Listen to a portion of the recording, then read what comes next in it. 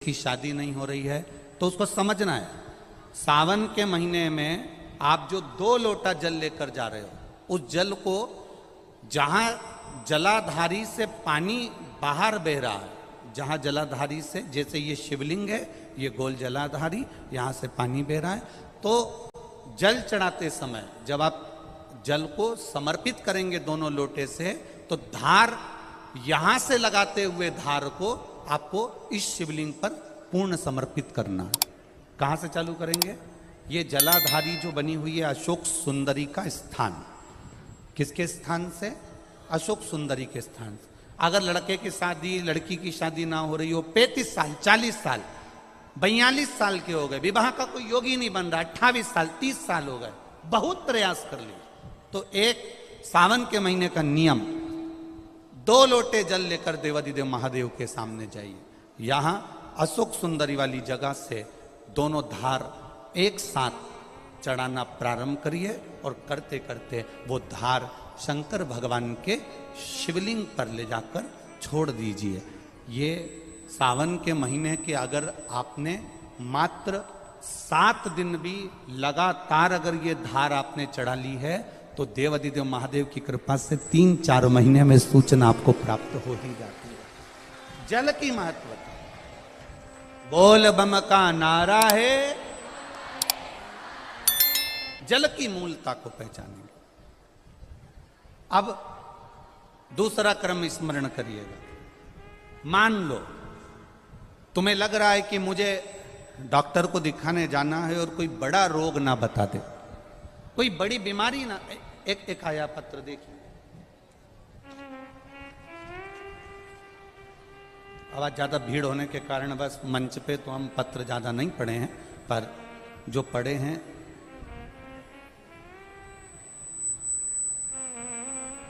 मेरा नाम ममता टिंकर है, मेरे पति का नाम शिवशंकर टिंकर है, मैं माधोपुर जिला सीकर राजस्थान की रहने वाली हूं।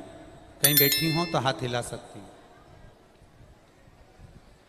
अगर कहीं बैठी हो, मेरा नाम ममता टिंकर है, मेरे पति का नाम शिवशंकर टिंकर है, मैं श्री माधोपुर जिला सीकर राजस्थान की रहने वाली हूं। कहीं बैठी हो तो अपने दोनों हाथ इस तरह से हिला सकती हैं, अगर कहीं बैठी हो तो। कहीं बैठी हो तो अपने हाथ हिला सकती हैं। मैं माधोपुर जिला सीकर राजस्थान की रहने वाली हूं। भोले बाबा की कृपा का मैं क्या वर्णन करूं गुरुदेव। मेरा बेटा 3 साल से सरकारी नौकरी की तैयारी कर रहा था, पर कहीं पर भी उसका नंबर नहीं लगता था। लोगों ने ताने भी देना चालू कर दिए कि इसकी सरकारी नौकरी नहीं लगेगी, क्या फायदा बार बार एग्जाम देने से, लोग ताने देते थे गुरुदेव। एक दिन टीवी पर आपकी कथा आ रही थी शिव महापुराण की। मेरा बेटा घर में कथा को सुनकर शिवलिंग लेकर आ गया और नियम से उसने शंकर भगवान की पूजा करना चालू करी। श्रावण के महीने में आपने जो 2 लोटे जल का प्रमाण पहले कहा था वो उसने किया, और गुरुदेव उसका फल मेरे बेटे को मिला। मात्र 6 महीने निकले और मेरे बेटे की रेलवे में सरकारी नौकरी लग गई। अभी वो बेटा महाराष्ट्र में ड्यूटी कर रहा है, पुणे में वो रेल विभाग में नौकरी कर रहा है। मैं बाबा को यहां प्रणाम करने आई हूं। ये शिव तत्व, आपकी भक्ति, आपका विश्वास, आपकी दृढ़ता शिव के प्रति। खाली न जाता कोई दर से तुम्हारे, खाली न जाता कोई दर से तुम्हारे, मैं भी खड़ा हूँ नंदी बाहें पसारे, अपने हृदय से लगा लो गिरा जा रहा हूँ, उठा लो भोले अपने दर से अब तो न टालो, गिरा जा रहा हूँ, उठा लो। शिव कथा कह रही है, जो बेटे, ऐसा नहीं है कि नवयुवक बेटा बेटी हम फिर निवेदन करेंगे। शिव महापुराण ने करा क्या है? शिव महापुराण ने एक ही चीज करी है कि जो नवयुवक बेटा बेटी हैं, बच्चे हैं, स्कूल जाने वाले बच्चे हैं, बुजुर्ग हैं, बड़े हैं, शिव महापुराण ने उनके भीतर भक्ति प्रदान करी। और वो भक्ति कैसी है कि एक एक घर का व्यक्ति शंकर की भक्ति में डूबना चाहता, एक एक व्यक्ति। अब आपको लग रहा है कि डॉक्टर मुझे कोई बड़ी बीमारी ना बता दे। कल हमारे खंडेलवाल जी के साथ हम रोज यहाँ आते हैं, तो कल एक 95 वर्ष के एक दादाजी थे, जहाँ हम रुके हैं होटल में, तो वहाँ 95 वर्ष के दादाजी नीचे बैठे हुए थे। उनने संकल्प ले रखा था, वो बेड पे रहते थे, पलंग पर पड़े रहते थे, पर उनने कहा कि गुरुजी, शिव महापुराण की कथा से मैंने आपने जो बताया वो मैंने किया, और आज 95 वर्ष का हूँ, पलंग पर पड़ा रहता था, पर शिव की कृपा से चलकर यहां तक आया हूं, ये शुक्र। अब 95 वर्ष के वो दादाजी, और उन्होंने प्रण ले लिया कि जब तक मिलूं नहीं तब तक खाऊं नहीं। अब बड़ी विडंबना वाली बात। अब इतने में ये अमित जी खंडेलवाल जी बोले, गुरुजी हम जैसे नीचे आए तो कहा ये दादाजी 95 वर्ष की इनकी आयु है और बड़े नियम लेकर बैठे हैं, आप एक बार इनसे मिल। हमने कहा इतनी देर कर दी मिलने में, अगर आपने नियम लिया था तो सूचना देते, हम खुद ऊपर से तुम्हारे घर ही पहुंच जाते। आप बोलते तो सही, भाव है आपका, हृदय चित्त है आपका, दिल है आपका।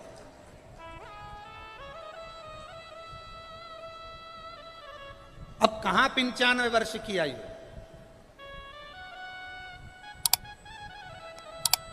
अब वो 95 वर्ष की आयु वाले, और इतना भाव, इतना भाव शिव के प्रति, शंकर ओघड़ी के प्रति, शिव भक्ति के प्रति। यहां सियोर वाले महाराज के प्रति भाव नहीं है, यहां शंकर के प्रति भाव है।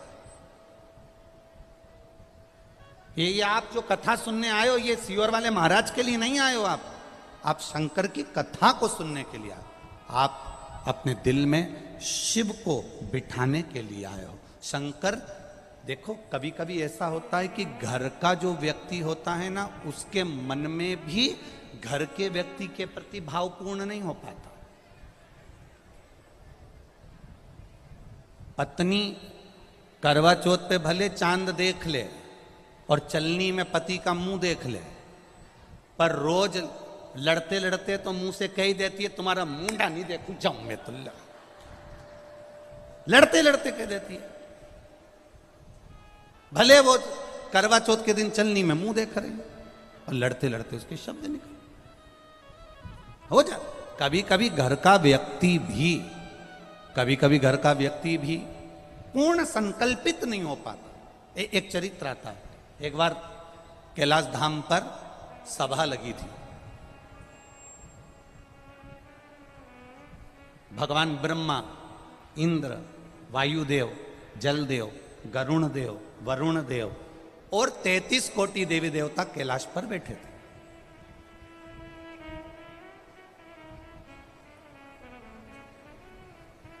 शंकर भगवान के पुत्र श्री गणेश जी कार्तिकेय जी, पार्वती जी सब बैठे। अब इतने में वहां नृत्य चल रहा था, भजन चल रहा था, संगीत चल रहा था। इतने में कार्तिकेय जी उठ के खड़े हो गए। षडानंद कार्तिकेय उठ के खड़े हो गए तो शंकर भगवान ने ब्रह्मा जी की ओर देखा कि ये कार्तिकेय उठकर क्यों खड़े हुए, आखिर कारण क्या हुआ, क्या ऐसा कि ये कार्तिकेय उठ के खड़े हो गए।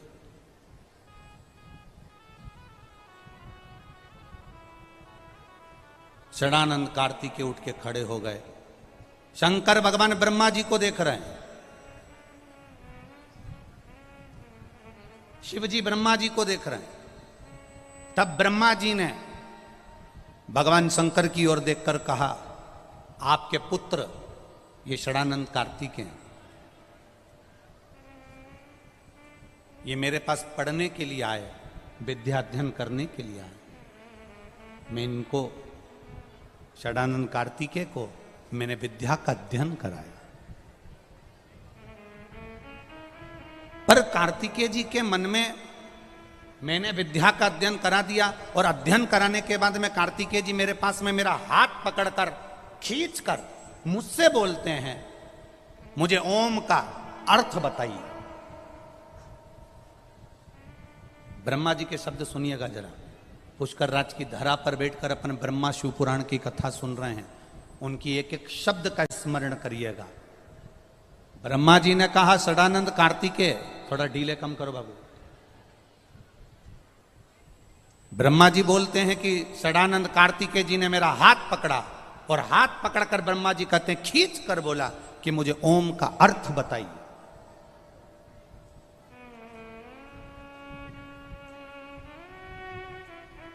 मुझे ओम का अर्थ सुनना है, मुझे ओम का अर्थ बताइए। अब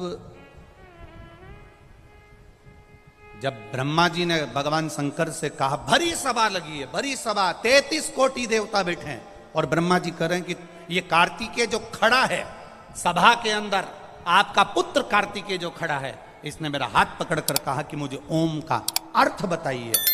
तब मैंने कार्तिकेय से कहा, सुनो कार्तिकेय, अभी तुम कुछ पढ़ लिख लो, फिर मैं ओम का अर्थ बताऊंगा।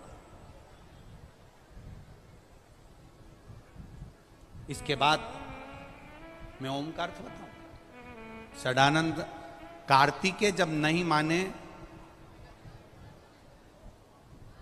तो 12 सहस्त्र व्याकरण के बराबर मैंने ओम का अर्थ कार्तिकेय जी को समझाया।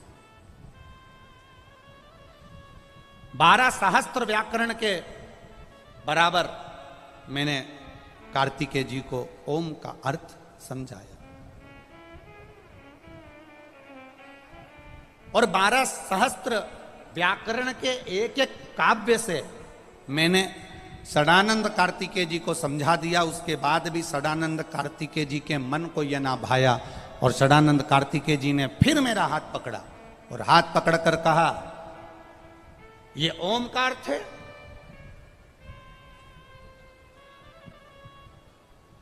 ये ओम का अर्थ है। षडानंद कार्तिकेय जी के मुख से निकल गया, ओम का अर्थ तो शायद मेरे पिता को भी स्मरण में नहीं होगा। जरा ध्यान देना शब्द पर।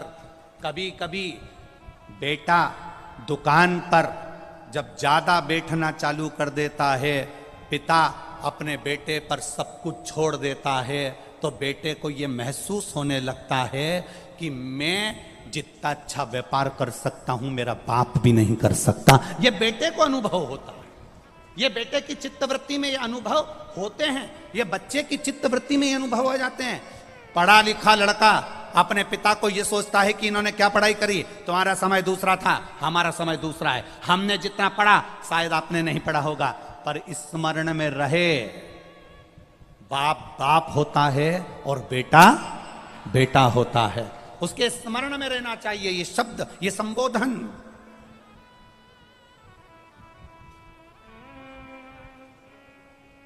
ब्रह्मा जी के 4 मुख ब्रह्मा जी के चारों मुख और चार मुख से ब्रह्मा जी नयनों से अश्रु बहा रहे हैं, आंसू। कभी ब्रह्मा रोया है क्या?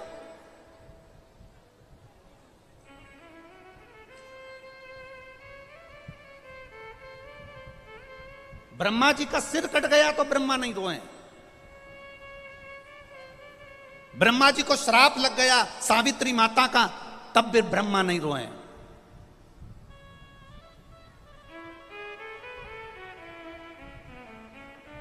ब्रह्मा के शीश से बटका वृक्ष बन गया, ब्रह्मा के रक्त से कर्मनाशा नदी बह गई, ब्रह्मा नहीं रोए हैं।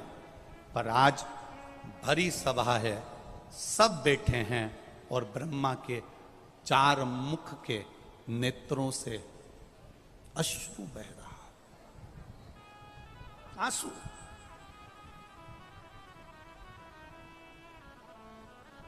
क्योंकि वो जगत का पिता है, सृष्टि का रचना करता है। एक पिता की दशा एक पिता जानता है। बेटा तो कह दिया कि ओम का अर्थ शायद मेरे पिता भी स्मरण नहीं कर पाते होंगे।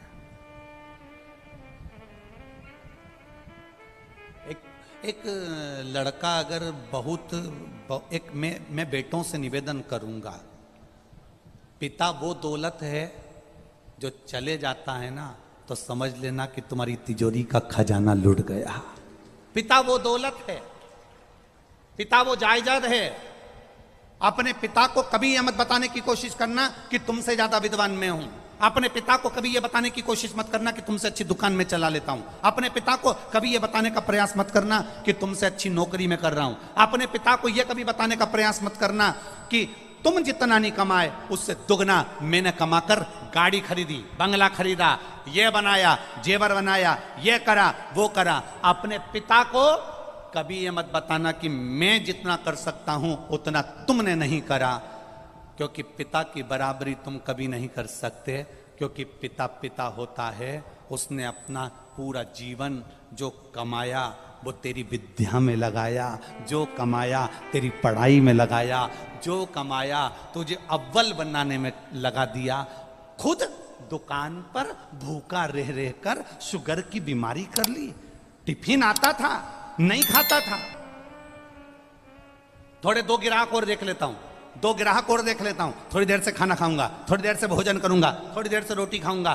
दो ग्राहक के चक्कर में मेरे बेटे की फीस जमा करना है। बाहर पढ़ने गया है, मुंबई पढ़ने गया है, पूना पढ़ने गया है, जयपुर पढ़ने गया है, कोटा पढ़ने गया है, जोधपुर गया है, मेरे बेटे की फीस जमा करना है। वो दो ग्राहक ज्यादा के चक्कर में भूखा रहता रहता रहता रहता बीपी और शुगर की बीमारी कर ली। उस पिता की होड़ मत करना जिसने अपने शरीर का एक एक रक्त केवल तेरी जिंदगी बनाने में लगा दिया। उस पिता के ऊपर तो तुझे गौरव उत्पन्न होना चाहिए।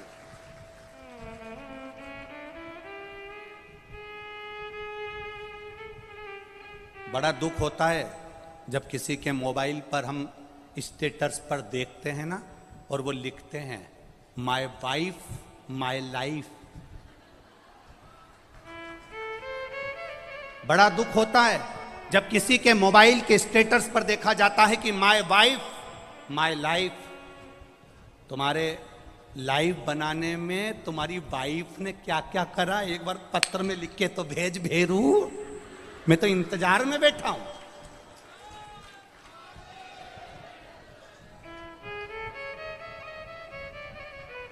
वाइफ तुम्हारी लाइफ नहीं बनाएगी, वाइफ तुम्हारे बच्चों की लाइफ बनाएगी, ये निश्चित है। वाइफ, हां, वाइफ किस जगह पर खड़ी होती है? वाइफ लाइफ कब होती है? जब तुम बीमार पड़े हो, तकलीफ में हो, कष्ट में हो, कर्जे में लदालूम हो गए, दुख की घड़ी है, और तुम्हारी पत्नी तुम्हारे सामने खड़ी होकर कह दे चिंता मत करना, कर्जा भी हो गया तो मरने की मत सोचना, बीमारी आ गई ना टेंशन मत लेना, मैं तुम्हारे साथ कदम से कदम मिलाकर चलूंगी, चिंता मत करना। तब लिखना माय वाइफ माय लाइफ है। ये मुझे ज्ञान दे रही है, ये मुझे समझा रही है, ये मुझे ज्ञान का स्मरण करा रही है। और नहीं तो अपने मोबाइल पर लिखना चाहिए, my father, my mother, my life. मेरा पिता और मेरी माँ ही मेरी लाइफ है, जिसने मेरी जिंदगी बनाई है। हम तुम्हारी पत्नी का विरोध नहीं कर रहे, क्योंकि हमें तुम्हारी पत्नी का विरोध करना भी नहीं है। जैसी मिली है तुम निभा रहे हो, हम तुम्हारी पत्नी का क्या विरोध करें। हमारा इतना सा कहना है, तुम्हारी पत्नी तुम्हारी दुख की घड़ी में सामने खड़ी हो, तुम्हारी पत्नी तुम्हारे दुख के समय पर तुम्हारे सामने खड़े होकर कह रही हो, चिंता मत करो, कोई बात नहीं, पैसा नहीं है ना, अब की बार साड़ी नहीं लेंगे करवा चौथ पर, मेरे पास बहुत पड़ी है, जेवर पड़ा है, तुम चिंता मत करना। अगर दुख की घड़ी आ भी गई, पूरा जेवर उठा कर दे दूंगी, तुम्हें कर्जे से मुक्त कर दूंगी, तुम चिंता मत करना, तुम चिंता मत करना। एक बात याद रखना, जब हमारे घर में दुख आता है, तब हमारे घर का सोना बैंक में जाता है या दुकान पर जाता है, काय के लिए? गिरवे रखने के लिए या बिकने के लिए? बोलो सही है कि गलत है? जब दुख आता है तब घर का सोना दुकान पर जाता है, जब दुख आता है घर का सोना सुनार की दुकान पर जाता है। सुनार का पूछता है, तुम तो हमारे परिचित हो, ऐसा क्या तकलीफ आ गई जो इतना सारा भाभी का पूरा जेवर लिया है, तुम्हारी मम्मी का पूरा जेवर लिया है, क्या हो गया ऐसा? कहा साहब बहुत कर्जे में हूँ, बहुत दुख में हूँ, इसलिए घर का सोना जो तिजोरी में रखा होता था, अलमारी में पड़ा होता था, उसको मैं दुकान पर लेकर आया हूँ। दुख की घड़ी में घर का सोना सुनार की दुकान पर जाता है, सुनार पैसे देता है, तब हमारा कर्जा चूक जाता है। जब दुख की घड़ी में घर का सोना सुनार के पास जाए तो समझ लेना कि दुख की घड़ी में अगर तिजोरी में रखा सोना दुकान तक जा रहा है, तो दुख की घड़ी में हमें महादेव के दरवाजे तक जाना है, तो सोना दुकान पर नहीं जाएगा, अपने आप सब काम हो जाएगा। हम दुख की घड़ी में अपनी चैन, अपनी अंगूठी, अपनी मोबाइल, अपना पर्स गिरवे रखी आते हैं, पर हम दुख की घड़ी में महादेव के पास नहीं जाते हैं। बोलो सही है कि गलत है? दुख की घड़ी आई, तुमने सोचा मेरी गाड़ी रख देता हूं, मेरा बंगला रख देता हूं, मेरा ये सामान रख देता हूं, मेरी चैन रख देता हूं, मेरी अंगूठी रख देता हूं। मेरा एक निवेदन है, अपने चैन, अंगूठी, मोबाइल, पर्स को गिरवे रखने से अच्छा, कर्जे में डुबाने से अच्छा, एक बार दुख की घड़ी में जैसे सोना सुनार की दुकान पर जाता है, ऐसी दुख की घड़ी में तुम मेरे महादेव के मंदिर में, लोग सोना दुकान पर ले जाते हैं, तुम 2 लोटा पानी महादेव के मंदिर में लेकर जाना, उसको चढ़ाना, 1 महीना इंतजार करना, फिर विश्वास रखना कि शिव पुराण सुनी थी तो 1 महीने में बाबा ने धीरे धीरे कर्जा चुकाया कि नहीं चुकाया। कहां से आएगा, कैसे देगा? उसका नाम कुबेरेश्वर महादेव है। वो साधारण नहीं है, बड़ा आनंद में बैठता है, अलमस्त होकर बैठता है, अपने पास कुछ नहीं रखता पर दुनिया को देने की सामर्थ्यता रखता है। वो अपने पास कुछ नहीं रखेगा पर दुनिया को देने की सामर्थ्यता रखता है। केवल एक दृष्टि देता है और दुनिया का भंडार भर देता है। वो हुआ, ब्रह्मा जी की आंख से आंसू बह रहे हैं, ब्रह्मा जी का सिर कटा नहीं रोए, ब्रह्मा जी को सावित्री माता ने श्राप दिया नहीं रोए, ब्रह्मा जी को अपशब्द कहे गए नहीं रोए, पर आज ब्रह्मा इसलिए रो रहे हैं क्योंकि जगत के पिता के सामने, देवाधिदेव महादेव के सामने ये प्रसंग सम्मुख में आकर खड़ा हो गया कि कार्तिकेय जी ने कहा ओम का अर्थ तो पिता भी नहीं जानते होंगे। तब शिव जी मुस्कुरा दिए, शंकर भगवान मुस्कुरा के ब्रह्मा जी के ऊपर अपनी दृष्टि से एक टकटकी लगाकर देखा।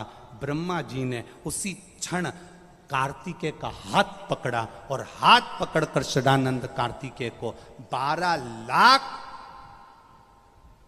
व्याकरण के काव्य से कार्तिकेय को ज्ञान देना प्रारंभ कर दिया। सदानंद कार्तिकेय ने ब्रह्मा जी के चरण पकड़ लिए। मैंने मेरे पिता के लिए शब्द कह दिया, मेरे जैसा कौन होगा? कौन?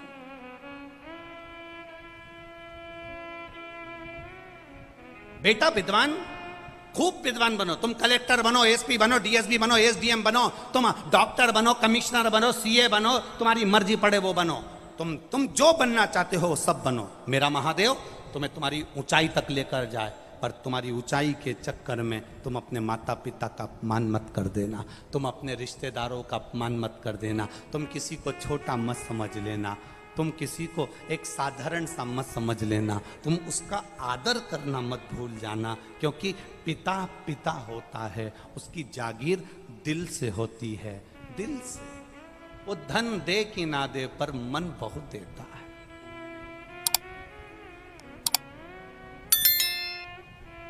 मन बहुत देता है। बेटी बेटा जब तक पिता है, जब तक माँ है, तब तक लोग कहते हैं मायका। मायका का मतलब क्या होता है? माय जहाँ निवास करे, पिता जहाँ निवास करे, उसको क्या कहते हैं? जम जम के बोलो जरा। मायका, वो मायका जहाँ माता पिता रहे, निवास कर। जितनी माताएं बैठी है ना, जितनी माताएं बैठी है, जितनी बेटियां बैठी हैं ना, जितनी बहुएं बैठी हैं, जितनी भले 70 साल उम्र हो गई, 60 साल हो गई, चाहे 50 साल हो गई, पर तुम सब जितनी बैठे हो और जितने आस्था चैनल पर सुन रहे हो, जितने फेसबुक यूट्यूब पर सुन रहे हो ना, तुम सबको अपने पिता का अहंकार जरूर होता है, ये निश्चित है। और पिता का अहंकार हर एक व्यक्ति को होना चाहिए।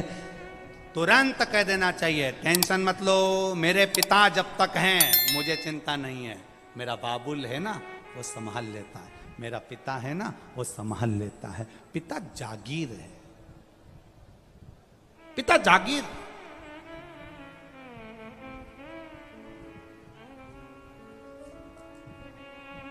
ब्रह्मा जी की आंख में आंसू थे, शिव जी ने दृष्टि कर दी।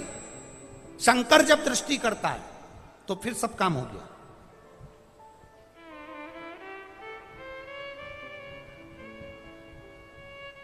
अब मेरे महादेव ने षडानंद कार्तिकेय से प्रश्न किया। अभी तक कार्तिकेय ने क्या कहा था कि ओम का अर्थ शिव भी नहीं जान सकते। जब ब्रह्मा जी के सामने 12 लाख व्याकरण काव्य के अर्थ से ओम का अर्थ समझा दिया ब्रह्मा जी ने, अब भगवान शिव ने षडानंद कार्तिकेय से कहा कि ओम के, अब तुमने सब समझ लिया ना, तो अब बताओ ओम के कितने अर्थ हैं? ओम के कितने अर्थ हैं? षडानंद कार्तिक के चरणों में पड़ गए, पिताजी मुझे ओम के अर्थ नहीं मालूम। ओम के कितने अर्थ हैं मुझे नहीं मालूम। शंकर भगवान ने कहा, कार्तिकेय कौटि कौटि जन्म व्यक्ति ले ले, हजारों हजारों जन्म व्यक्ति ले ले, सतयुग, त्रेता, द्वापर, कलयुग, फिर सतयुग, फिर त्रेता, फिर द्वापर, फिर कलयुग, फिर सतयुग, ऐसे ना जाने कितने युग निकल जाते हैं, तो भी दुनिया के लोग ना ओम को जान पाते हैं, ना शिव को पहचान पाते हैं। वो शिव है कौन? पत्रकार बंधु जब हमारे पास में आते हैं तो प्रश्न करते हैं, आप शिव को कितना जानते हो? पत्रकार बंधु जब हमारे पास में आते हैं, कई बार पत्रकार वार्ताओं में यह प्रश्न छिड़ता है, आप शंकर को कितना जानते हो, आप शिव को कितना जानते हो? हमारा एक ही उसका उत्तर रहता है कि हम शिव को नहीं जानते, बिल्कुल नहीं जानते, क्योंकि ये शरीर मनुष्य का है, ये शंकर को कैसे जान सकता है? पर इतना जरूर जानते हैं, हम शंकर को नहीं जानते, पर शंकर अपने जीव को जरूर जानता होगा, बस इतना जरूर जानते। आप शिव के मंदिर जाइए, आप शंकर के मंदिर जाइए, आप राम के मंदिर जाइए, आप कृष्ण के मंदिर जाइए, आप देवालय जाइए, आप शिवालय जाइए, रोज रोज मंदिर में जाओगे, वहां पर आने जाने वालों की दृष्टि में तुम आ जाओगे और लोग पूछ लेंगे, क्यों कमलाबाई नहीं दिख रही? 2-3 दिन हो गया, रोज मंदिर आती थी, आज तो दिखी नहीं। क्यों कमलाबाई नहीं दिख रही? रोज मंदिर आती थी, आजकल दिख नहीं रही। कमलाबाई नहीं दिख रही, रोज मंदिर आती थी, आजकल दिख नहीं रही। जितनी याद मंदिर आने वालों को कमलाबाई की आती है, उतनी याद मेरे महादेव को भी तेरी आती है कि आया क्यों नहीं, शिव गुण गाया क्यों नहीं, शंकर का स्मरण क्यों नहीं करा, भजन क्यों नहीं करा, कीर्तन क्यों नहीं करा, मंत्र स्मरण क्यों नहीं करा, ये जाप में डूबा क्यों नहीं है।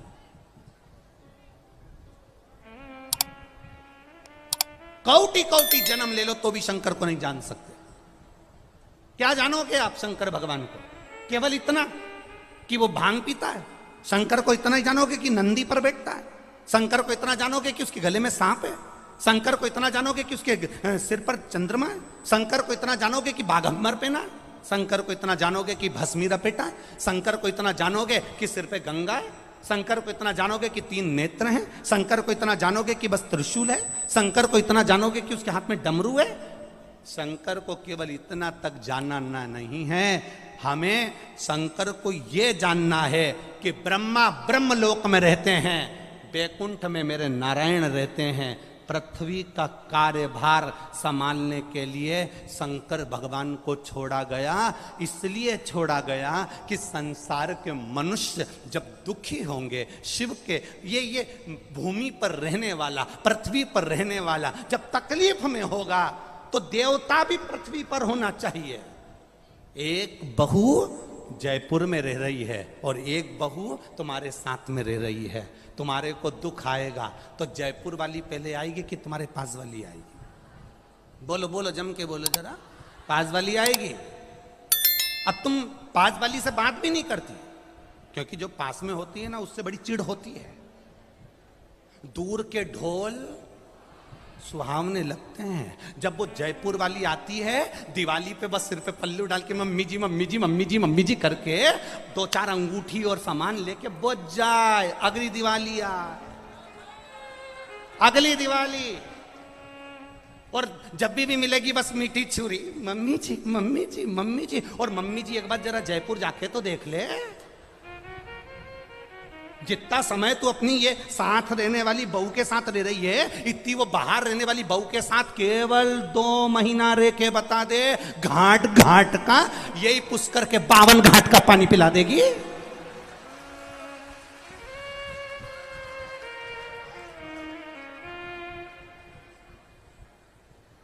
रोज भेरू और भैरवी में लड़ाई होगी। आ गई तुम्हारी मम्मी, तुम ही रख लो। आ गई तुम्हारी मम्मी। अब मैं अच्छे से कपड़े भी नहीं पहन सकती, मैं ना जा सकती। आ गई तुम्हारी मम्मी। अब रोज भगवान से प्रार्थना करेगी, भोलेनाथ ये पुष्कर कब जाएगी। जो साथ में रह रही है वो थोड़े ही अपशब्द बोल सकती है। जो साथ में रह रही है वो ताना दे सकती है। जो साथ में रह रही है वो थोड़ा अपशब्द बोल देगी। जो साथ में रह रही है वो झगड़ा कर लेगी। जो साथ में रह रही है वो तुमसे आड़ा टेढ़ा बोल सकती है, क्योंकि साथ रह रही है।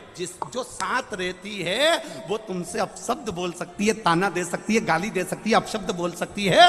पर जब तुमको दुख आएगा तो वो जयपुर वाली बाद में तुम्हारी पास वाली जिससे तुमने झगड़ा करा वो आके खड़ी हो जाएगी। बस खड़ी भी हो गई ना, और कुछ नहीं करे, 2 बार बेटों को फोन ही लगा दे कि तुम्हारी मम्मी की तबीयत खराब हो गई, और बेटे बस इतना ही कर देगी ना, तो ही तुम पार हो गए, समझ लो। इतना ही। अब हम आस लगा के बैठे हैं, दूर के ढोल वो 4 दिन की चांदनी वारे पुष्कर वालो। तुम्हें सारी कहावत याद है? गजब, बहुत बढ़िया। 4 दिन की चांदनी, फिर वापिस अब वो आई और चली गई। उतने दिन में वो अब मम्मी को लगा उसके बराबर मेरी कोई बहू नहीं, इतनी बढ़िया है, इतनी बढ़िया है, इतनी बढ़िया है, इतनी बढ़िया है। उसका दिन भर गुणगान करे, और जो साथ में रहे, तेरी चाय बनाए, रोटी बनाए, तेरा काम करे, ने झाड़ू लगाए, ने पोछा लगाए हैं, और आए गए के चाय पिला रही, रोज काम कर रही, उसका कहीं नहीं, बस वो मेरी बहुत बढ़िया, बहुत बढ़िया। ये भी झाड़ू लगाती लगाती बोली, रुक जा डोकरी, तो रुक जा भाई।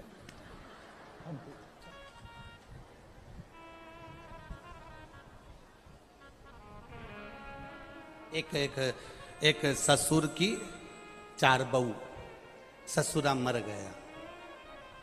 बहुएं धाड़ धाड़ के रोने लगी, खूब नई नई डिजाइन में रोई, खूब।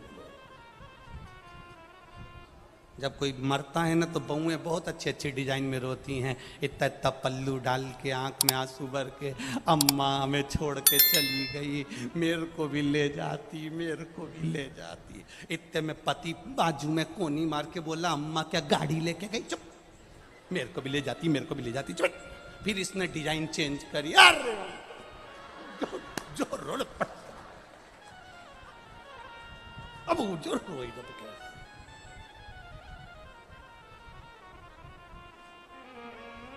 अब 4 बहुएं खूब रोई, इनके पतियों को बुला लिया, पति आ भी गए। क्या हुआ? तुम्हारे पिताजी मर गए। तो बेटों ने कहा, अच्छा हुआ मर गए, तुम एक गिलास पानी नहीं देती थी, तुम भी तो यही चाहती थी कि पिताजी मर जाएं, फिर रो क्यों रही हो? बहुए कहने लगे, तुम्हारे पिताजी मर गए उसका दुख नहीं है, पर दुख इतना सा है, तिजोरी की चाबी ना जाने कहां धर गए, इसलिए हम रो रही। अब एक काम करो, तुम्हारे पिताजी को जगा कर पूछो चाबी कहां रखी है। इतने में बेटों ने कहा, मरे हुए 2 घंटा हो गए और तुम कह रही हो चाबी पूछो? मरे हुए 2 घंटे हो गए और तुम कह रही चाबी पूछो? कैसे पूछो? हम नहीं जानते। चारों बहुओं ने अपने अपने पतियों से कह दिया, चाबी का पता लगाओ कैसे भी। बेटों ने डॉक्टर साहब को बुलाया, कोई ऐसी दवाई या इंजेक्शन हो जो मेरे पिताजी जाग जाएं और हम चाबी पूछ लें और वापिस मर जाएं, ऐसा कोई प्लान है क्या? डॉक्टर ने कहा, एक इंजेक्शन लगता है 80,000 रुपये का, इंजेक्शन लगेगा, पिताजी उठ के बैठेंगे, तुम उनसे चाबी पूछ लो, थोड़ी देर बाद मर जाएंगे हो। बहुओं से कहा, अपनी अपनी पत्नी से 80,000 का है, कोई बात नहीं लगवा लो, चाबी तो मिल जाएगी ना, एक बार लगवा। पैसा कहाँ से आएगा? बहुओं ने कहा, अपनी अपनी रकम बेची आए, 20-20 हजार में रकम बेच के आ गई, 80,000 रुपये दे दिए। डॉक्टर ने इंजेक्शन तैयार करा कि खड़ी हो जाओ सब, जैसे ही ससुर जागे वैसे ही पूछ लेना चाबी कहाँ रखी है, वापिस मर जाएगा हो। और इन्होंने जो इंजेक्शन लगाया, ससुर उठ के बैठा, बहुएं पूछती, उससे पहले ससुर ने पूछ लिया, क्यों री ये बछड़े के पानी पिलाया कि नहीं पिलाया? और मर गया, मर गया, 80,000 रुपये फालतू चले गया। बहुएं आंख में आंसू भर के चिल्ला के रोई, डॉक्टर साहब वंस मोर, एक बार और इंजेक्शन लगा, एक बार। डॉक्टर ने कहा 80,000 वापिस। अभी बछड़े को पानी पिलाया, अब गाय को पिला के मरेगा, रुक जाओ। अरे अंत समय प्रभु आना पड़ेगा और वचन दिया तो निभाना पड़ेगा, और आए ना आए प्रभु कुटुंब कभी ना, अंत समय प्रभु आना पड़ेगा, ओ वचन दिया तो निभाना पड़ेगा। कोई आएगा बाद में, ब्रह्मा ब्रह्मलोक में, बैकुंठ में भगवान विष्णु, इंद्र इंद्रलोक में है, मेरा देव अधिदेव महादेव पृथ्वी पर है। तुम अगर दुख आया, दौड़कर शिव के मंदिर चली गई, पुकार लिया, शंकर जी आ गए। तो अशोक सुंदरी वाली जगह से जल चढ़ाया जाए सावन में, वो विवाह के लिए है। लग रहा है कोई बीमारी अपने शरीर में आने वाली है, डॉक्टर को दिखाने जाऊंगी, कोई तकलीफ बड़ी आने वाली है, कोई बड़ा रोग इस शरीर में ना आए। तो श्रावण के महीने में 3 जगह पर बेलपत्र, एक अशोक सुंदरी वाली जगह पर जिसकी डंडी का मुख जहाँ से पानी बहता है वहाँ रहे, बहुत ध्यान से सुनना। दूसरी बेलपत्र माता पार्वती जी का हस्त कमल जो जलाधारी है वहाँ, उसका डंडी का मुख अपनी ओर हो। तीसरी बेलपत्र शिवलिंग के ऊपर जिसका डंडी का मुख तुम जहाँ बैठे हो उससे ठीक विपरीत हो। अगर आप यहाँ बैठे हो तो डंडी का मुख उधर हो, आप यहाँ बैठे हो तो डंडी का मुख उधर हो, अपने विपरीत में डंडी का मुख हो। बेलपत्र चढ़ा देने के बाद 2 हाथ में जो तुम्हारे जल का पात्र है उसको बाबा को धीरे धीरे तीनों स्थान पर धार थोड़ी थोड़ी चढ़ाई है और फिर बाबा का आचमन कर कर आई है। कोई जिंदगी में बड़ी बीमारी निकलेगी ही नहीं, बाबा स्वस्थ रखेगा। ये श्रेष्ठता।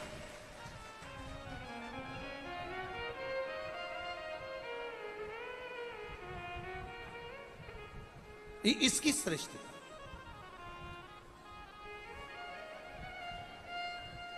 वो सहजता नहीं है शिव।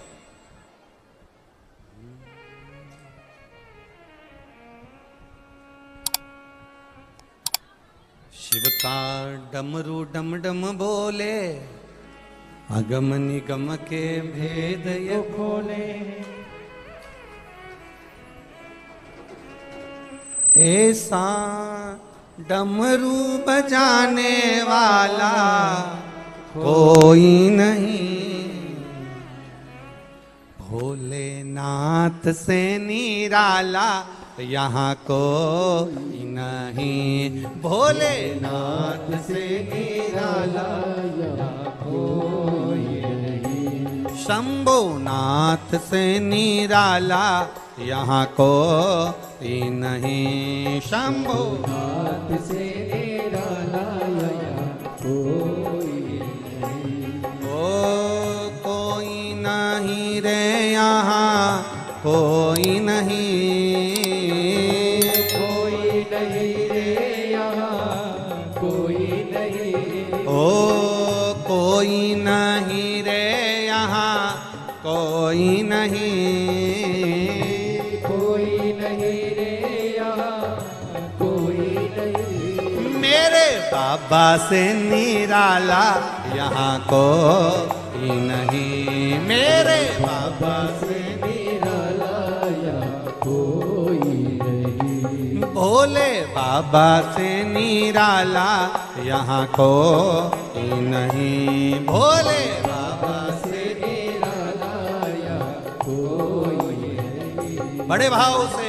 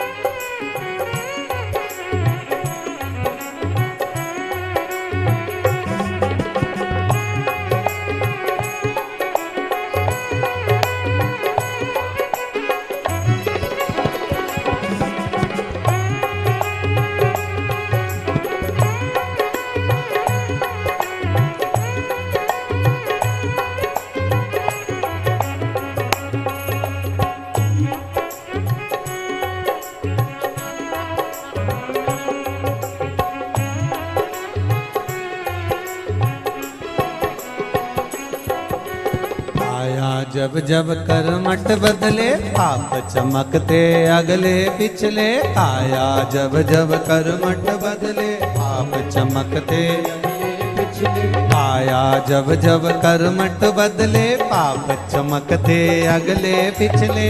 आया जब जब करवट बदले पाप चमकते अगले पिछले। ऐसा जोग जगाने वाला कोई नहीं, ऐसा जोग जगाने वाला कोई नहीं, ऐसा जोग जगाने वाला कोई नहीं, ऐसा जोग जगाने वाला कोई नहीं। भोले बाबा से निराला यहाँ कोई नहीं, भोले नाथ से निराला कोई नहीं, कोई नहीं रे यहाँ कोई नहीं, कोई नहीं रे यहाँ कोई नहीं, कोई नहीं रे यहाँ कोई नहीं, कोई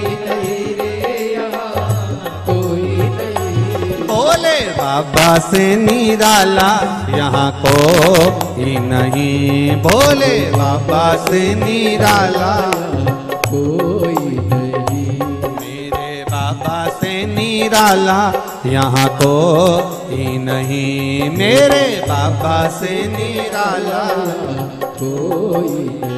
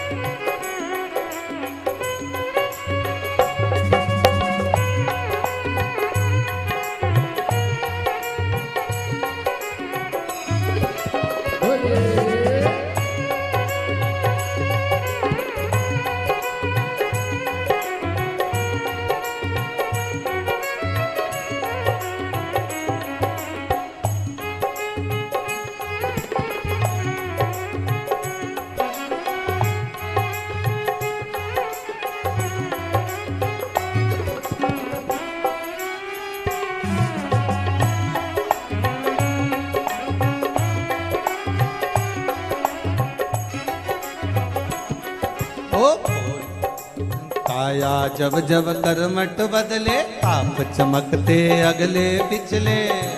जब जब करवट बदले पाप चमकते अगले पिछले। आया जब जब कर्मठ बदले आप चमकते अगले पिछले। जब जब करवट बदले पाप चमकते अगले।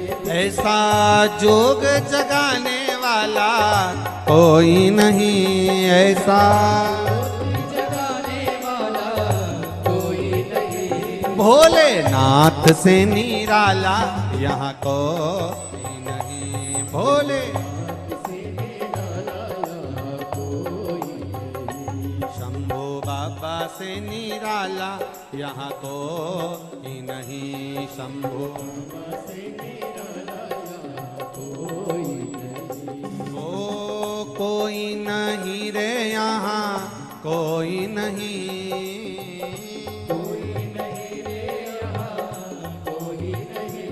ओ कोई नहीं रे यहाँ कोई नहीं,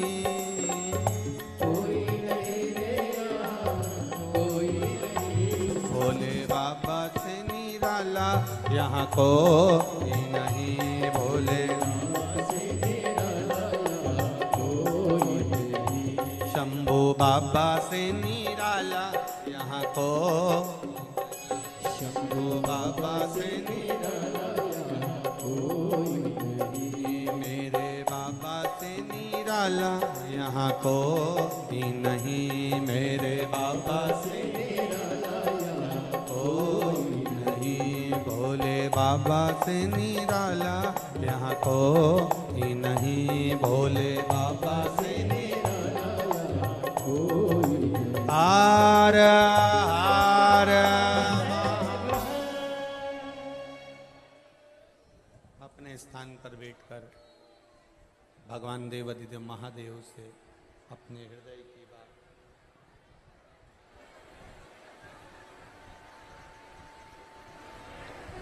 बड़े भाव से देवाधिदेव महादेव से अपने दिल की बात कहिए, हृदय से, शिव जी से। सावन का महीना है,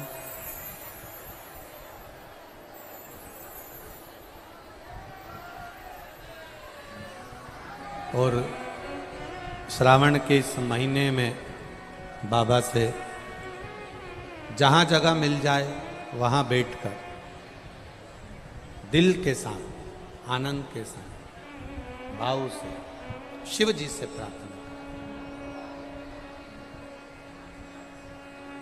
श्री शिवाय नमस्तु, श्री शिवाय नमस्तु, श्री शिवाय नमस्तु, श्री शिवाय नमस्तु, श्री शिवाय नमस्तु। भोला सब दुख काटो भारा, ओ भोला सब दुख काटो भारा, शिव शंकर जपो तेरी माला, भोले बाबा जपो तेरी माला, भोला सब दुख काटो भारा, ओ भोला सब दुख काटो भारा। वेश मंगल मंगलकारी, वेश मंगलकारी, शमशान वासी हमारा, शमशान वासी हमारा, ओ भोला सब दुख काटो हमारा, ओ भोला सब दुख काटो भगवान शिव ने ब्रह्मा जी को दृष्टि दी। ब्रह्मा जी ने उस दृष्टि से कार्तिकेय को ज्ञान दिया। कार्तिकेय जी के भीतर का जो अहंकार था, अभिमान था, उसको स्वयं भगवान शिव ने समाप्त। कल कथा में अपन ने एक सुंदर संवाद श्रवण किया। माता पार्वती जी भगवान शिव को अपना पति बनाने के लिए प्रयास कर, जब शंकर भगवान को अपना पति बनाने का प्रयास करती हैं, शिव को अपना पति बनाने के लिए अथक प्रयास, भूखी रहना, कुछ ना खाना, बहुत नियम धारण कर कर पार्वती मैया शिव जी को अपना बनाने का प्रयास करती, अथक।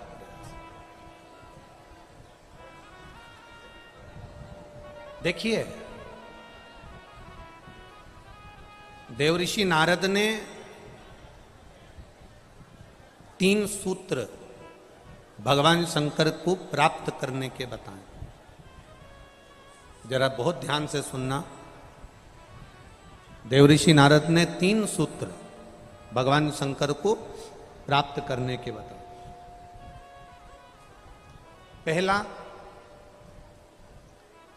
शिवालय तक जाइए, शंकर को रिझाने का प्रयास करिए। मंत्र चाहे नमः शिवाय जप लो, ओम नमः शिवाय जप लो, डीले कम करो, नमः शिवाय जपो, ओम नमः शिवाय जपो, चाहे श्री शिवाय नमस्तुभ्यम जपो, चाहे महामृत्युंजय मंत्र जपो, चाहे राम कहो, चाहे कृष्ण कहो, तुम्हारी मर्जी पड़े, उसका भजन करो।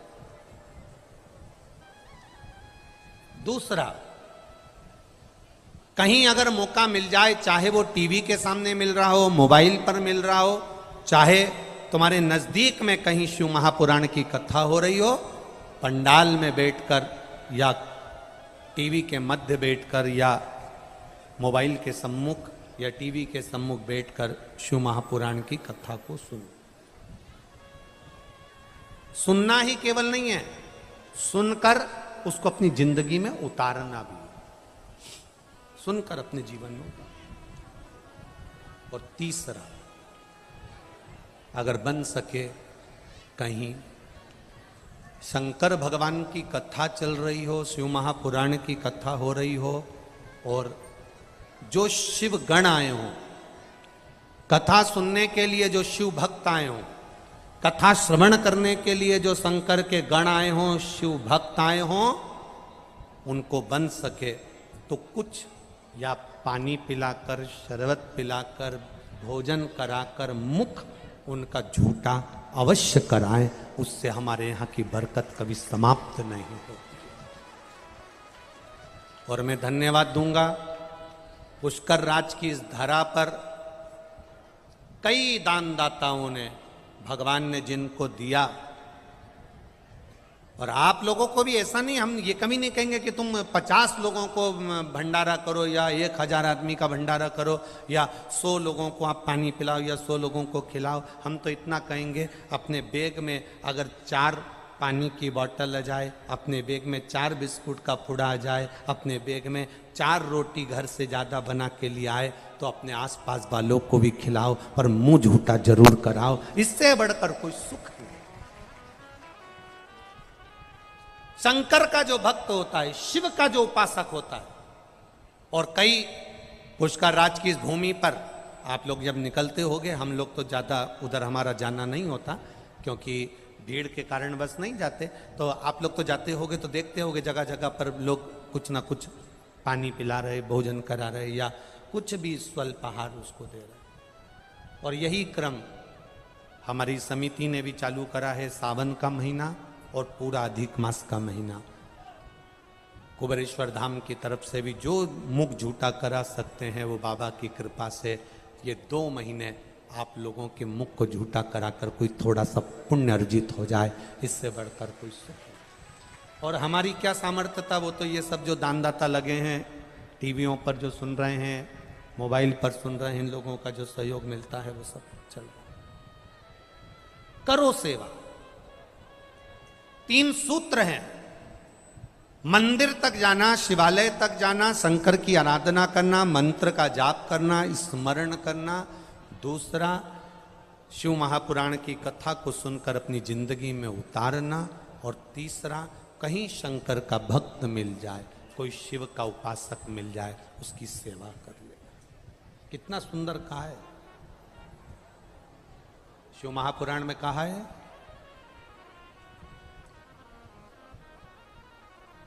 हमने पहले भी कथा में कहा, अगर मान लो संतान का सुख नहीं है, संतान का सुख नहीं है, 20 साल हो गए, 25 साल हो गए, 30 साल हो गए,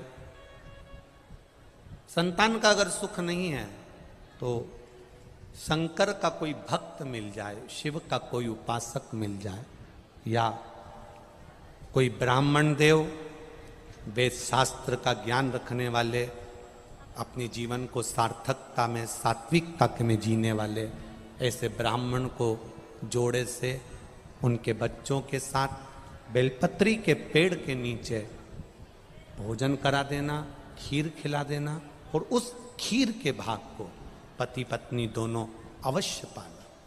उससे संतान का सुख भी मेरे बाबा प्रदान कर देते। सफेद आंकड़े की जड़ का प्रयोग करो, तुम रुका जी वाला, पर साथ में ये भी करो, प्रयास करिए। एक बड़ा सुंदर संवाद आता है स्कंद पुराण का। देवऋषि नारद निकल के जा रहे थे और एक बूढ़ी माँ ने, ज्यादा बूढ़ी नहीं कह सकते, एक माँ ने नारद जी के चरण पकड़ लिए। और माँ ने नारद जी के चरण पकड़कर कहा, नारद जी आप तो देवऋषि नारद हो। नारद जी बोले, हाँ नारद जी आप देवऋषि नारद हो, मेरे मन की एक बात है, मैं आपसे कह सकती हूँ। नारद जी ने बोला, क्या बात है, बोलो क्या बात कहना चाहते हो। नारद जी बस मेरा एक निवेदन स्वीकार कर लीजिए, मेरे घर में संतान नहीं है नारद, मेरे घर में औलाद नहीं है नारद, मेरी उम्र निकलती जा रही है, तुम एक बार नारायण से जाकर कहो ना कि मेरे यहां संतान दे दे। मां ने नारद जी के चरण पकड़ लिए। नारद जी ने कहा, मैं पूछ के आऊंगा भगवान से कि आपके यहां संतान कब होगी। नारद जी श्रीमन नारायण करते करते करते करते बैकुंठ पहुंच गए। नारद जी जब बैकुंठ में गए, भगवान नारायण विश्राम कर रहे थे, लक्ष्मी जी चरण दबा रही थी। लक्ष्मी जी की दृष्टि नारद जी पे पड़ गई। जैसे ही लक्ष्मी माता की दृष्टि पड़ी, भगवान नारायण भी उठकर बैठे, देवऋषि नारद को देखकर आदर करा, सम्मान करा। बोलिए नारद जी कैसे आना हुआ। नारद जी बोलते हैं, आज तुम एक पृथ्वी पर मृत्यु लोक में एक माँ है, उसके घर में संतान नहीं है, बस उसके लिए आपके पास आया हूं। उस माँ ने कहा, मेरे यहां संतान कब होगी, आप भगवान से पूछ कर बताना। इतने में नारायण ने ध्यान लगाकर देखा कि कौन माँ ने प्रश्न किया, और नारायण ने कह दिया, इसके यहां संतान का सुख 7 जन्म तक नहीं है, इसके यहां औलाद नहीं हो सकती, इसके यहां संतान नहीं है, इसके यहां औलाद नहीं है।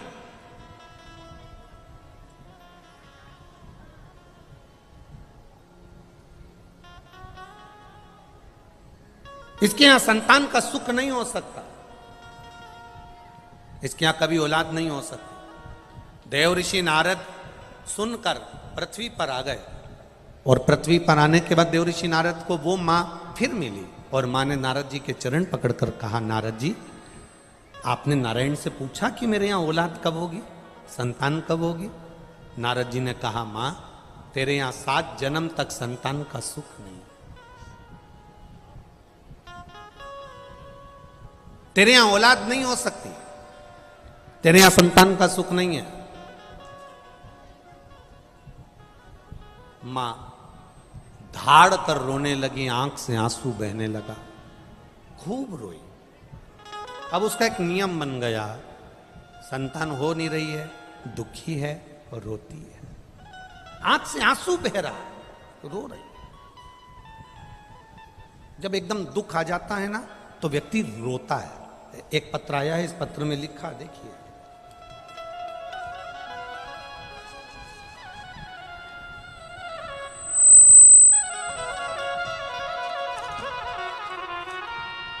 मैं ज्योति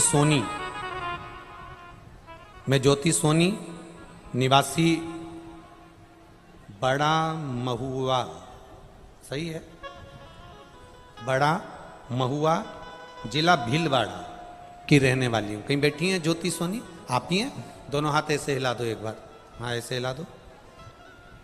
मैं ज्योति सोनी निवासी बड़ा महुआ जिला भीलवाड़ा की रहने वाली हूँ गुरुदेव। श्री शिवाय नमस्तुभ्यम। एक लोटे जल और एक बेलपत्र का मैं क्या वर्णन करूं।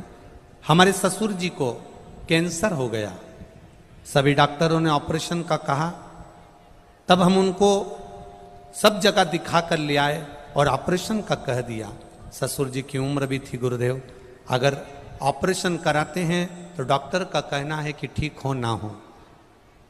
कई थेरेपी का बताया, कीमो का बताया, तब किसी ने कहा कि सीहोर वाला महाराज कथा करता है, एक बार सुनो। हमने कथा सुनी, उसमें रुद्राक्ष का विवरण आपने कर दिया कि सीहोर का जो रुद्राक्ष होता है वो औषधि का काम करता है। मेरे पति ने सोचा कि हम सीहोर जाएंगे और वहां से रुद्राक्ष लेकर आएंगे।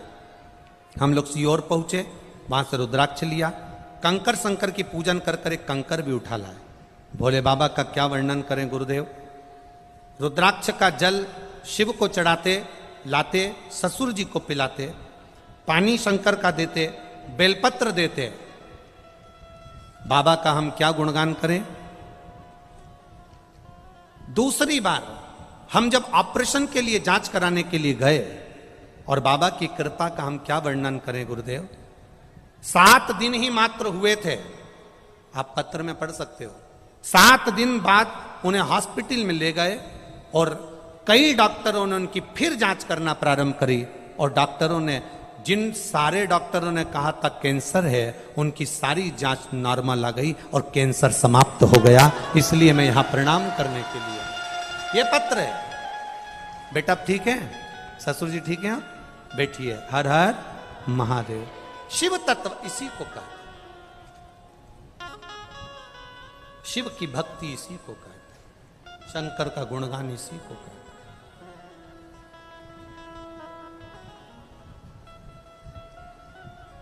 आप अगर उससे विनती कर रहे हो तो वो सुनेगा। देखो गर्मी बहुत तेज है कि नहीं? बोलो बोलो, जम के बोलो, है ना? हम तो यहाँ एसी में बैठ जाते हैं, इतना महसूस नहीं होता, पर आप लोगों की स्थिति देखकर महसूस होता है। जब यहाँ आते हैं तब महसूस होता है। गर्मी बहुत तेज है, अपार गर्मी है। उमस पानी की भी पड़ रही है, गर्मी भी पड़ रही है। आप लोग इतना, जैसे एक भट्टी के अंदर लोहे को तपाया जाता है और उसका कुछ बनाया जाता है, सोने को तपाया जाता है, आभूषण बनाया जाता है। आप लोग हिम्मत मत हारना, मेरा बाबा भी तुम्हें तपा कर कुछ ना कुछ अच्छा जरूर करेगा, ये निश्चित है। हम मानते हैं बहुत गर्मी पड़ रही है, अपार गर्मी। ऐसी गर्मी तो हमने बिहार में भी नहीं देखी। इतनी गर्मी यहाँ पर पड़ रही है, हम मान रहे हैं सब चीज। और आप लोगों की संख्या में कोई कमी नहीं आ रही। पूरा पुष्कर मेला ग्राउंड और पूरा पुष्कर मेला क्षेत्र, मेले में भी जो मेला नहीं भरा है वो तुमने भर दिया दादा, बहुत भरा। साधारण नहीं छोड़ेगा। माना थोड़ी हो सकता है, थोड़ी आप लोगों को तकलीफ हो सकती है, पर संभालेगा। बोल बम का नारा है, बाबा एक सहारा, वो संभालेगा। आप हिम्मत मत हारो। आए हो ना, हिम्मत नहीं। आज अपने को लग गया कि गर्मी तेज है तो कल अपने साथ चलो तो थोड़ा सा पानी की बोतल में ही ग्लूकोज वगैरह घोल कर 2-4 टॉफियाँ लेकर चूसने के लिए अपने बैग में लेकर चलो, आसपास वालों को भी देते चलो। मुख झूठा जरूर कराना, बाबा भंडार ऐसा भर देगा कि जिंदगी भर खाली नहीं। करो उसे। नारद के शब्द सुनकर वो मां रो रही है, मेरे घर में संतान का सुख नहीं है, मेरे घर में औलाद नहीं होगी, संतान नहीं। जब कहीं से संतान का सुख नहीं होता तब जगह जगह से जब हार जाओ तब महादेव की शरण में जाओ। कथा कहती है यशोदा जी के घर में संतान का सुख नहीं था। 60 साल के नंद बाबा, 55 वर्ष की मां यशोदा, संतान का सुख नहीं। यशोदा जी की मां जिनका नाम था पाटला देवी, क्या नाम था? पाटला देवी। पाटला देवी को चिंता व्यापी कि मेरी एक बेटी यशोदा, मेरी 3 बेटियों में से एक बेटी यशोदा जिसकी यहां औलाद नहीं, कहां जाऊं? पाटला देवी सब दूर गई। अंत में पाटला यमुना जी के घाट पर जाती, बालू का शिवलिंग बनाती, पूजन करती, आराधना करती। एक दिन मेरे भोले बाबा बूढ़े का रूप लेकर आ गए और पाटला का जो जल का पात्र था मेरे शंकर जी ने उसे उंडेल दिया, गिरा दिया। कभी कभी पूजन करते करते पानी का लोटा अगर गिर भी जाए ना तो तुम ये मत सोचना कि कुछ विघ्न आ गया हो।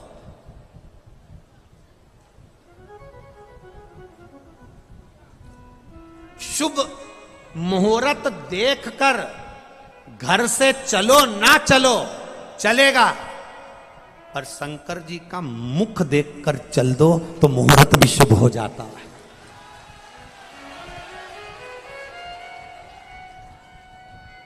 आप शंकर के शिवलिंग का स्पर्श कर कर, शंकर के शिवलिंग का मुख देखकर, शंकर के शिवलिंग का दर्शन कर कर, शिखर का दर्शन कर कर, नंदी का दर्शन कर कर, शंकर के मंदिर का दरवाजा अपने यहां से नियम बना लो, मैं जब भी कहीं जाऊंगी तो शंकर जी के मंदिर के सामने से जाऊंगी। मेरे गांव से बाहर निकलूंगी तो शंकर के मंदिर के सामने से निकलूंगी। उसके दरवाजे से निकल कर जाना, उसकी चौखट के सामने से। शुभ मुहूर्त देखकर घर से निकलो ना निकलो चलेगा, पर महादेव का दर्शन कर कर निकलना तो मुहूर्त भी शुभ होता चले जाएगा। आपके जीवन में कभी तकलीफ नहीं है, मुहूर्त शुभ। पाटला देवी का वो जो जल का पात्र था वो बूढ़े बाबा ने गिरा दिया। पाटला को गुस्सा नहीं आया, पाटला ने जल फिर यमुना जी में से भर लिया। यमुना जी में से जल भरा, जल फिर गिरा दिया, फिर जल भरे, फिर गिरा दिया। एक बार पशुपति व्रत करा, नहीं हुआ काम, दूसरी बार फिर करिए। एक पत्र आया है, छोटा सा पत्र है, बीनू कुंवर जोधपुर से आई है। बीनू कुंवर आप ही हैं? ऐसे हाथ हिला दो। हाँ, ऐसे हाथ, तीनों परिवार की हैं? हाँ, हाथ हिला दो एक से एक बार। बीनू कुंवर जोधपुर से हैं गुरुजी। एक लोटे जल का और पशुपति व्रत का क्या बखान करूं। मेरा बेटा मैकेनिक की ट्रेनिंग में लगा हुआ था, 3 साल से तैयारी कर रहा था, नहीं हुआ। पशुपति व्रत करा एक बार, बेटे का नहीं हुआ, हिम्मत नहीं हारी। दूसरी बार पशुपति व्रत करा, बेटे ने भी करा, और बाबा की कृपा से मेरा बेटा अहमदाबाद में सिलेक्शन हो गया और रेलवे की नौकरी कर रहा है। मैं यहाँ प्रणाम करने के लिए, बधाई आपको बहुत बहुत। बेटी है, हर हर महादेव। हिम्मत नहीं हारना।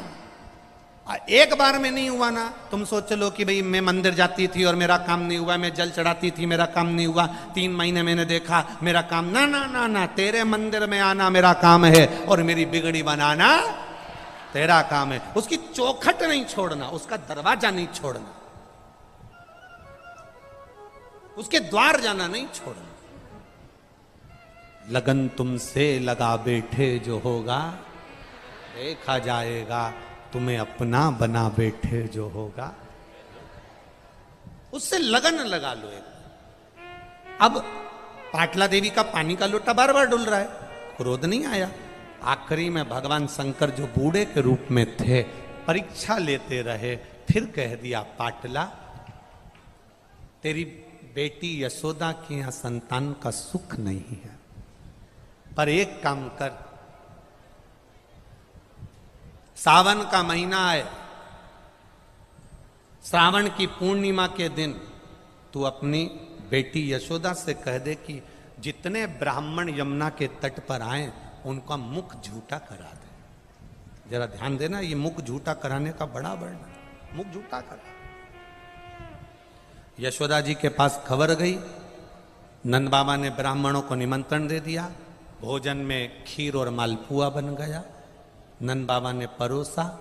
नंद बाबा की दाढ़ी सफेद, बाल सफेद, यशोदा जी हाथ में चूड़ा पहनकर, पांव पैजनियां पहनकर, करधनी पहनकर, माता यशोदा सिर में इतना घूंघट डालकर खीर परोसने के लिए गई। इतने में ब्राह्मणों ने देखा कि नंद बाबा बूढ़े और ये इतना घूंघट डाल के तो इनके घर के बेटे की बहू दिख रही है, पर इनके घर में कोई औलाद नहीं है।